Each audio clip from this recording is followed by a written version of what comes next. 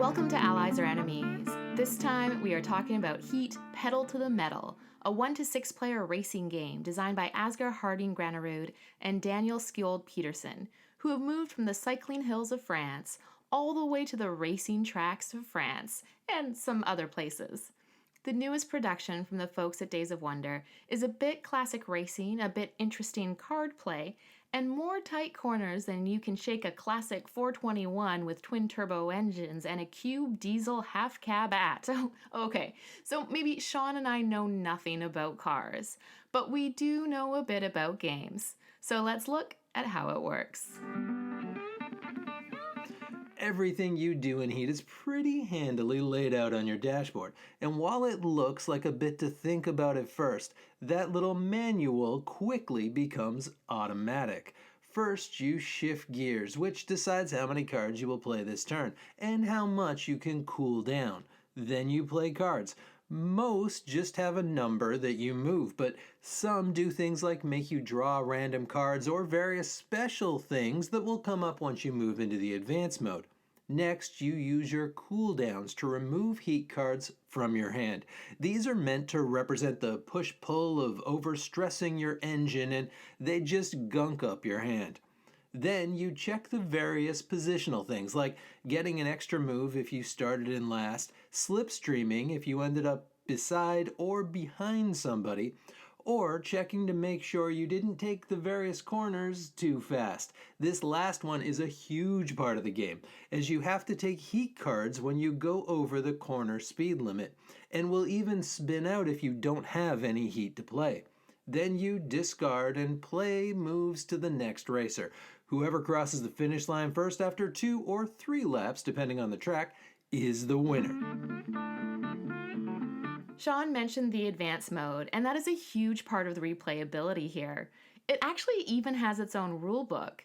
And while you will get a lot of play out of just racing around the 4 different tracks, which include France, UK, USA, and Italy, which all do play differently, it is a lot of fun to draft upgrade cards and build your deck.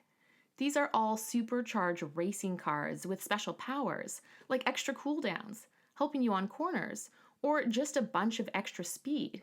And although you will only have a few in your deck, you will feel it when they cycle through. There are also variable weather and road effects that you can choose to add to the board at the start, and these will slightly affect how each corner or straightaway work, maybe making a corner a little tighter or adding a boost to your slipstreams.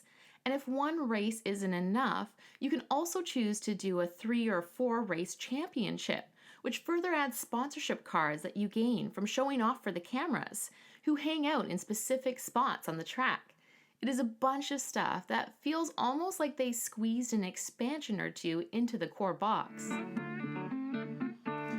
Heat works for 2 to 6 players, and it feels very different, but still good at all of the different counts. At higher counts, it's a pretty straightforward and fast-moving race, and the slipstream mechanic does a surprisingly good job of yo-yoing slower cars back up the track. We've been surprised at how often big leads fall apart due to lack of rivals handing out those +2s. At lower counts, the bots get involved, and this is done with a simple deck of cards, with one card being flipped each round and deciding how all of the robot racers will behave, which changes depending on how close they are to the corners.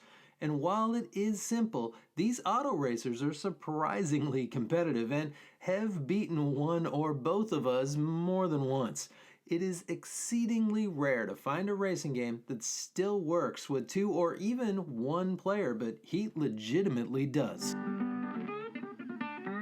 If you've seen Granerud and Pedersen's Flamme Rouge, which also features terrific art by Vincent Dutrait, you have a good idea of what you're getting here. Everything has a classic throwback style to the early years of car racing. And it helps that more than a few of these guys are a pipe wrench away from being an extra in the video for Take On Me. On top of the art, the production is everything you might hope for from a Days of Wonder game. The plastic race cars are great. The tracks are all unique and have a bunch of nice little touches. And the little things like the photographer standees are great. There are some small trickies, however. We still don't have our heads fully around all of the icons, and the racer heads on the bot cards are a bit small and hard to tell apart from a distance, especially blue and silver. Also, the heat pile and the discard pile are easy to mix up if you aren't really focusing or if you're Sean. But overall, this really is what you'd expect from Days of Wonder, plus a couple of extra bells and whistles. As you probably guessed already, we like Heat. It provides a solid racing experience that's easy for newbies to pick up and has a few levels of customization that you can grow into. That said, even with all of the modules in the mix, this is a pretty light game.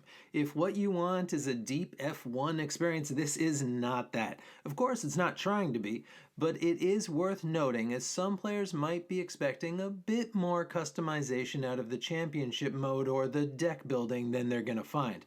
But for the vast majority of players, this will be a welcome entry into the racing scene. There's a lot in this box, and it's all pretty fun. The simple mechanics build on Flamme Rouge and provide an experience that has some similarities, but is mostly different game, and it races much more openly. We love and will keep both, but this is likely the one that we'll be pulling out for new players or fun gaming nights. If you're looking for a light racing game that can fit a wide range of player counts, looks great, and has a simple system that can still create memorable moments, this is it.